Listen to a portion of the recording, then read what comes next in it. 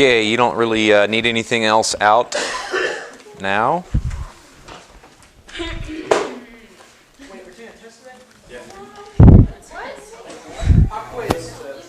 No. I said nothing about a test or a quiz. What's that? Scissors? I do not.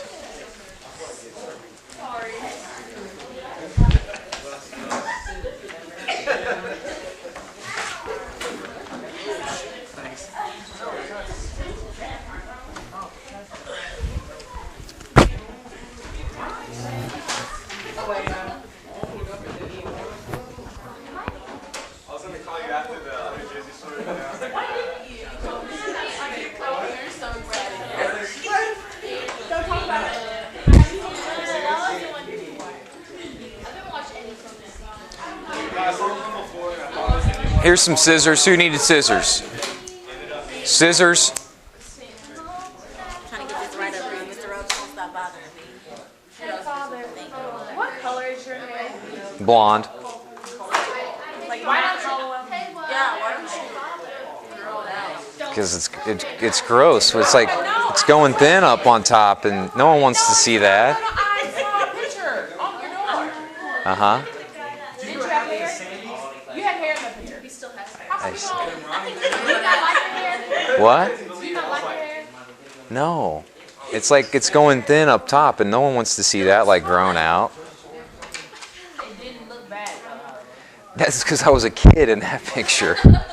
Now, when I thought you were on your door. The picture of you out, like on a mountain or something with all this. yeah, when I was like 18 in that picture. Yeah.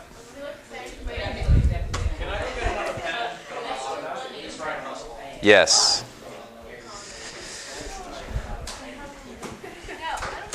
Okay, we got a little movie to start us out today. A little clip from, how many of you have seen The Princess Bride? All right.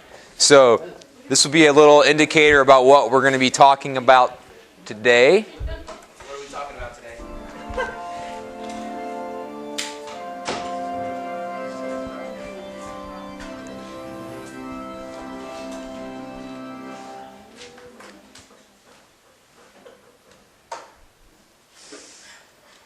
Marriage. Marriage is what brings us together. Marriage, that twisted arrangement, that dream within a dream.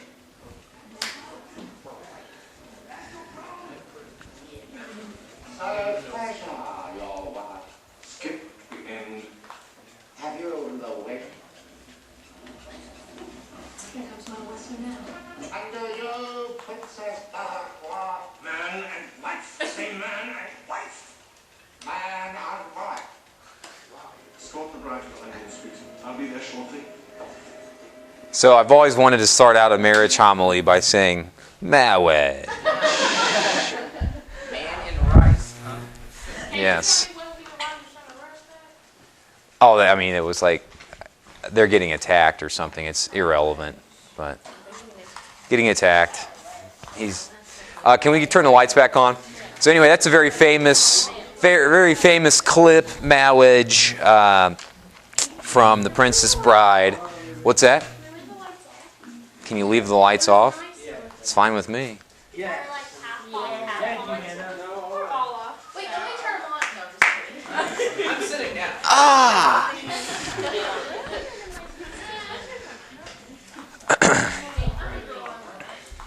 Okay.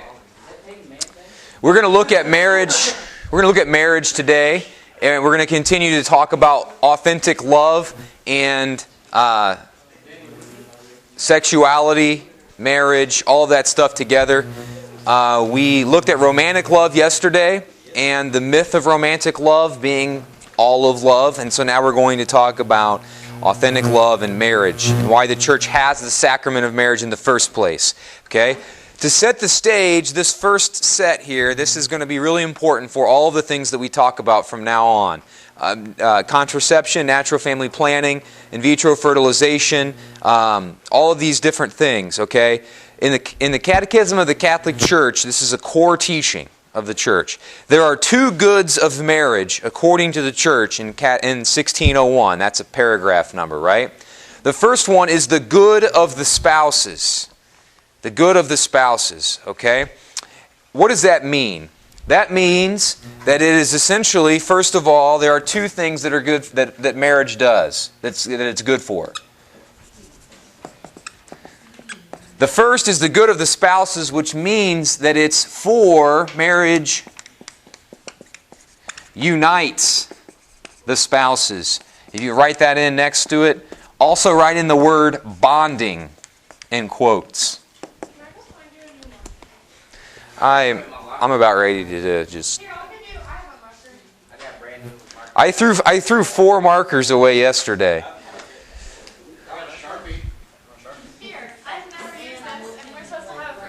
This is trash. This is trash. You are so kind. Thank you. So I've thrown 6 away now in the last...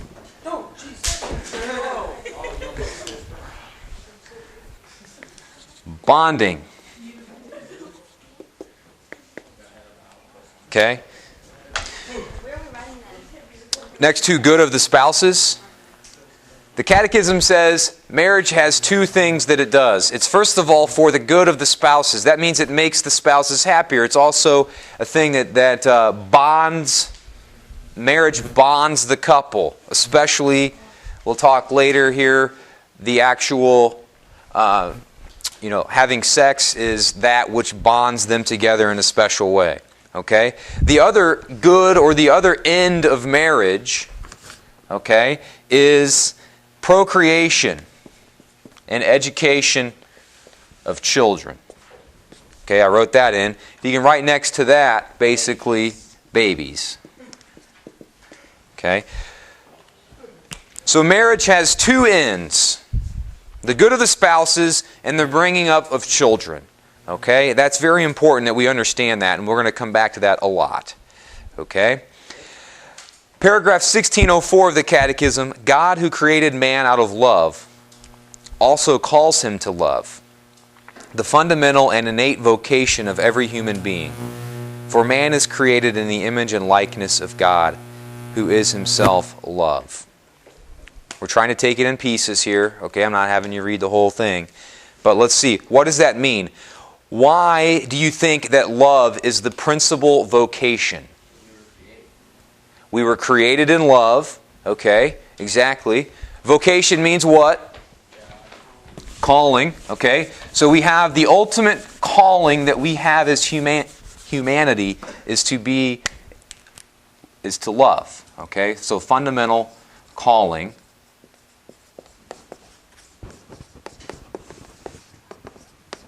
Is love. Why? As Kari said, because we're made in God's image and likeness.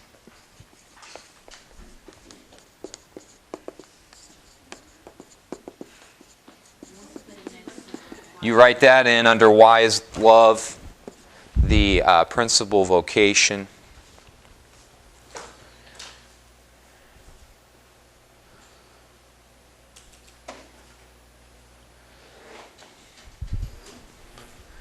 We are made in God's image and likeness. Now, gosh, we say that so much in this class, right? Why does that, what's that mean then?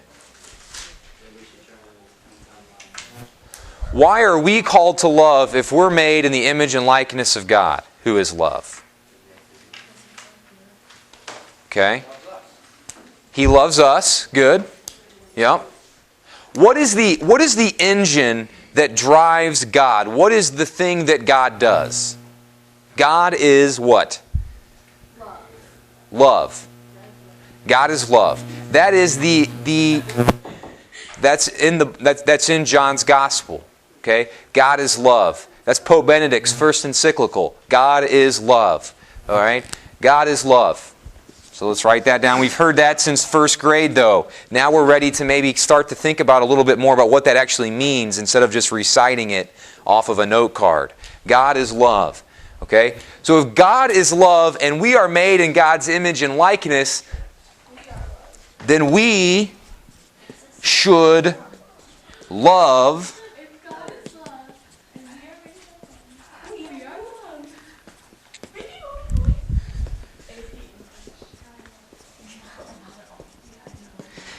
So, if we want to be the best version of ourselves, which why would we want to do that from first semester? Why would we want to become the best version of ourselves? Why? More basic than that. Why would we want to become to be happy? If we become the best version of ourselves, we attain that happiness that we've been talking about since the beginning, the very first day of class. Okay? So, if God is love and we are made in God's image and likeness, then if we want to become the ideal version of ourselves, we have to love. Does that make sense?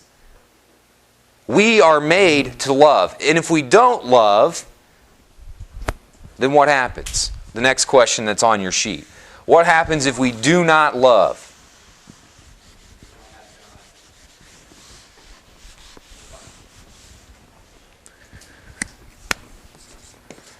We are made to love. If we don't love,